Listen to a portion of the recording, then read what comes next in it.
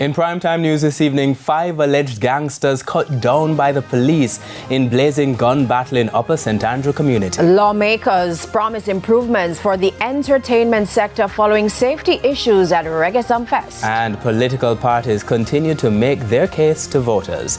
Good evening and welcome to primetime news, and a special welcome to our viewers on TVJ International in the Cayman Islands and online at onespotmedia.com. I'm Archibald Gordon. And I'm Janella Precious with a preview of what's to come in business news. Here's Andrea Chisholm. Well, Janella, a new study shows that extreme weather is pushing up the cost of basic food items. I'll tell you more about that and more in the Business Day. And Renata Brown is here with a preview of what's coming up in primetime sports.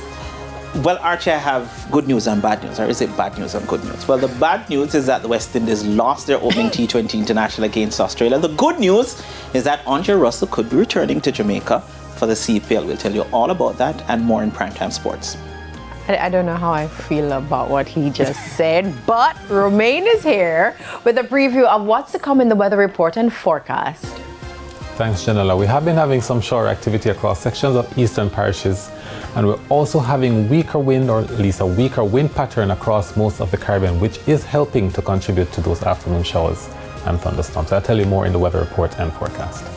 We need more rain. What is Romain going to say? You have to stick around for the weather report and forecast later on. There's also sports commentary and E-Prime in this newscast. But before the break, the feedback question. And Archie, this evening we are asking, what has been your experience when stopped by the police for a traffic violation? I could not answer this question, but I'm interested in your answers. You can share your comments online, facebook.com/televisionjamaica, and you can post on X at TVJ News Center.